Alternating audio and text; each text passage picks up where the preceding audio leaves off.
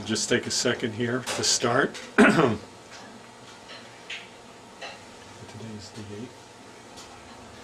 Okay, we are at the Homefront Cafe in Altamont, New York. Today is the 8th of March, 2007, and we are talking to Mr. Joseph Orsini, and he's going to tell us about his late brother Millard and about the flag that Millard constructed during World War II as a POW of the Japanese.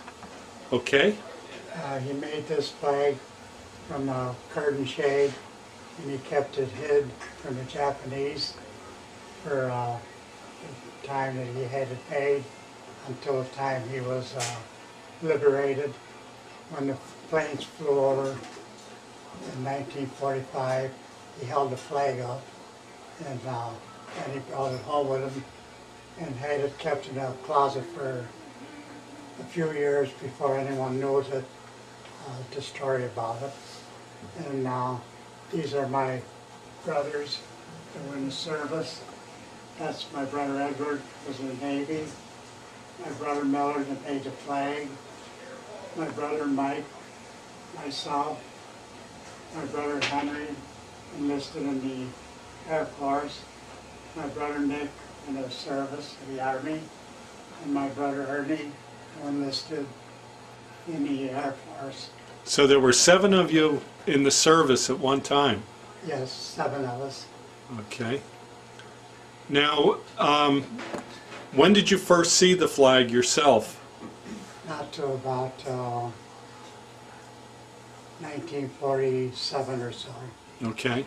And did your brother talk very much about his experiences? No, he never mentioned anything about it except for the death march he was in. And a lot of prisoners were beat and clubbed to death. And if they had found a flag on him, they probably would have done that to him too. And he never talked about it unless we asked him, and we never asked him too often. When you first saw him after the war, was he pretty well emaciated?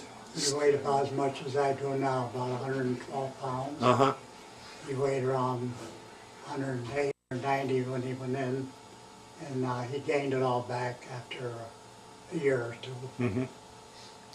And your parents, they must have worried a lot, especially with 7 children in the service at the same time.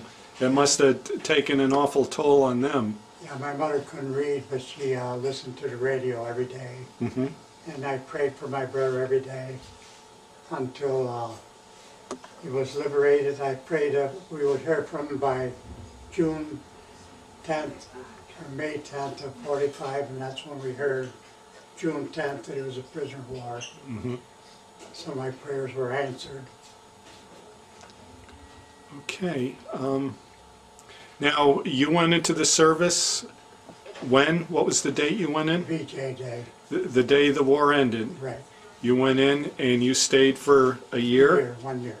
Okay, and whereabouts were you stationed? I was stationed at Sampson Naval Base and then transferred to Brooklyn Navy Base. Okay. And, well, thank you very much, and thank you for your service. Thank you for coming out and taking pictures of the flag and honoring my brother. It's our pleasure, believe me. Thank you. Yes, Okay, then thank you, Cindy, again. Thank you. all right, we're rolling. We're talking to Cindy Pollard, the owner of the Homefront Cafe, and she's going to tell us about the conservation process of Millard's flag. Good afternoon, and welcome to the Homefront Cafe. I'm very honored to have Millard's flag on display at the cafe. So soft-spoken. Yeah, I wouldn't have been able to do it either. Okay. All right. Okay. Yep. The flag, when Millard came home from the service, he never really talked about the horrors of the war. But he would talk about his flag, especially if he were with a group of other veterans. It's sort of like everyone knew he had made a flag, but no one ever asked him what happened to it. About 9 years ago, the VFW, the Veterans of Foreign War, here in Altamont, wanted to honor Millard.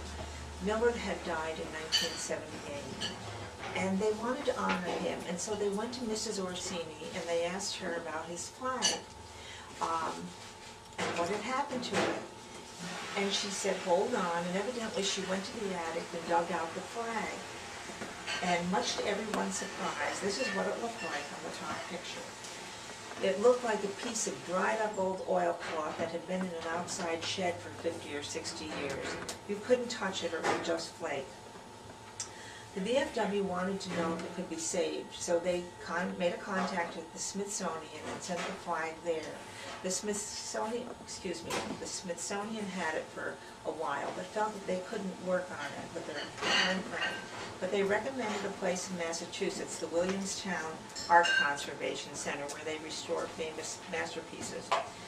They had not had a challenge quite like this, and they didn't know if they could do anything with it, but they said they would try. They had it for almost a year. Much of that time it was in a humidity chamber. These are some of the unfurling process over a year. This larger than anyone had ever dreamed. People felt that it was a flag that was an 8.5 by 11 sheet of paper size, and it wasn't this large flag. The makeup of it is that they feel that the basis of the shade is Japanese window shade. The red and white stripes, oil-based paint, which he would have come in contact with the slave owner. The field of blue is really interesting though, because they feel that that's bluing a uniform dye, and they know that one of his was laundering Japanese uniforms. As I said, the flag is in remarkable condition. So many people come in and look at it, and I have so many classes come in and so many young people, and they are amazed at the story. A man who, under the worst of circumstances, never loved his country, always loved his country. Okay, wonderful. Thank you. Okay. Excellent.